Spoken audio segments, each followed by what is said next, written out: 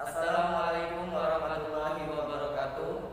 Kami di sini berdua sebelumnya perkenalkan, nama saya Wawan Kurniawan. Saya Jaya Hartono. Di sini kami akan menjelaskan tentang rangkaian arus searah mengenai hukum 2 Kirchhoff tentang tegangan.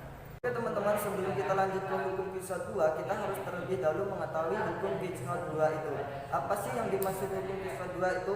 Yaitu kuat arus I yang masuk ke titik percabangan A sama dengan arus yang keluar dari titik percabangan B.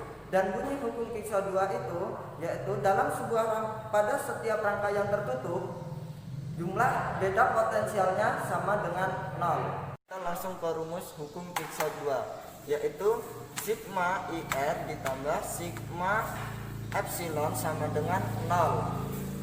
Sigma ini I tegangan kuat arus listrik dan R hambatan listrik.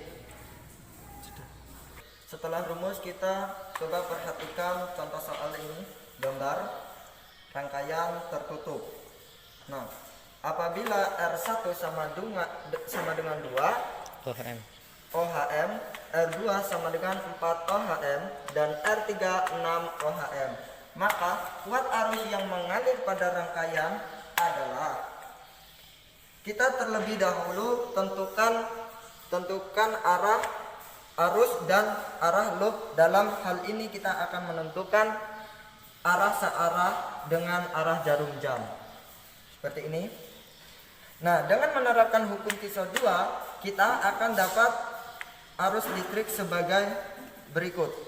Sekarang kita ke pembahasan. Kita ketahui terlebih dahulu bahwasanya diketahui R1 sama dengan 2 OHM, R2 sama dengan 4 OHM, R3 sama dengan 6 OHM. Yang ditanya adalah I atau kuat arus yang mengalir.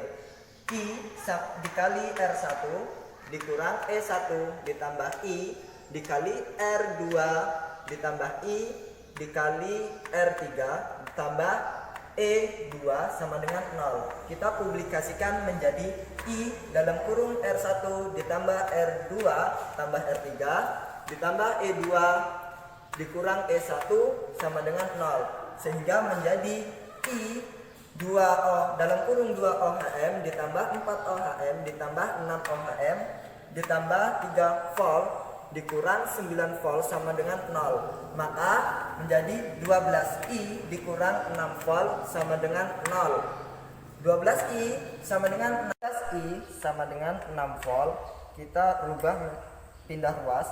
I sama dengan 6 volt dibagi 12, maka I sama dengan 0,5 ampere. Daya dan energi listrik. Langsung saja ke hukum OHM. I sama dengan V per R atau V sama dengan IR. Jika disubstitusikan akan menjadi P sama dengan VI, yang akan memberikan persamaan daya listrik sebagai P sama dengan VI sama dengan V kuadrat per R sama dengan I kuadrat R, dengan P daya, V tegangan, I kuat arus, R hambatan, dan ini nama satuannya. Saya akan menjelaskan tentang rangkaian arus arah dalam elemen listrik. Contoh dari elemen listrik adalah lampu pijar, lampu teko, setrika listrik, dan pengering rambut.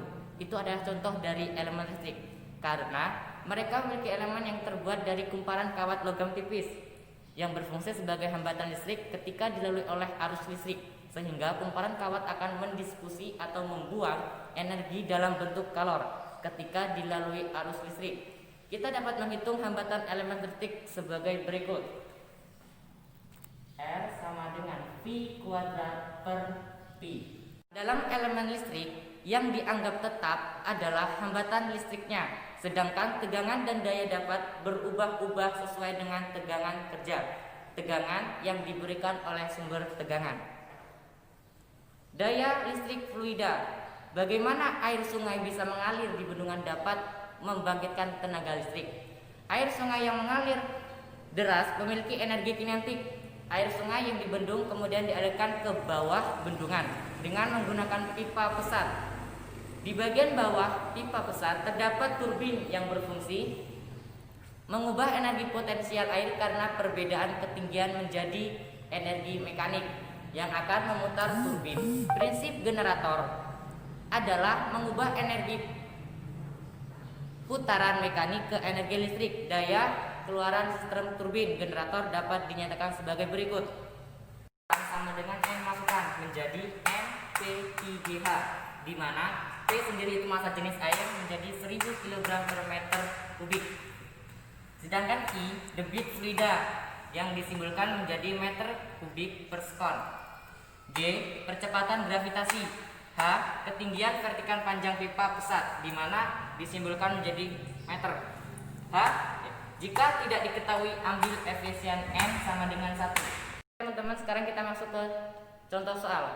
Air terjun setinggi 10 meter dengan debit 40 meter kubik per sekon dimanfaatkan untuk memutar turbin yang menggerakkan generator listrik. Jika 30% energi air dapat diubah menjadi energi listrik dengan G sama dengan 10 meter sekon kuadrat. Tentukan daya keluaran generator. Dengan menggunakan rumus daya fluida, kita dapat menghitung daya keluaran, di mana P keluaran sama dengan NP masukkan menjadi NP3GH. P keluaran sama dengan N dikali P dikali G dikali H, di mana 0,1 dikali 1000 dikali 40 dikali 10 dikali 10 menjadi 400.000 W, di mana kita ubah menjadi KW dengan membagikan dengan 1000 menjadi 400.000 W dibagi 1000 menjadi 400 KW. Teman, kita lanjut di penerapan listrik DC. Apa yang dimaksud dengan listrik DC? Arus listrik DC adalah arus listrik yang arahnya selalu mengalir dalam satu arah. Jika arus DC dihasilkan oleh sumber yang tegangannya V tetap dan disalurkan ke pengantar yang hambatannya R yang tetap, besar kuat arus juga tetap, di mana arah kuat arus listrik DC selalu keluar dari kutub positif sumber tegangan DC atau dari titik berpotensial hingga melalui rangkaian menuju kutub negatif sumber tegangan DC atau titik yang berpotensial rendah. Aplikasi listrik DC dalam kehidupan sehari-hari. Contoh, listrik DC dapat dihasilkan oleh arahnya reaksi kimia seperti pada elemen basah misalnya aki ataupun elemen kering yaitu batu baterai. Teman-teman, sekian penjelasan dari kami berdua mengenai rangkaian arus arah, hukum 2 Kirchhoff tentang tegangan, daya dan energi listrik, elemen listrik, daya listrik fluida, penerapan listrik DC dan pengertiannya. Kami akhiri. Wassalamualaikum warahmatullahi wabarakatuh.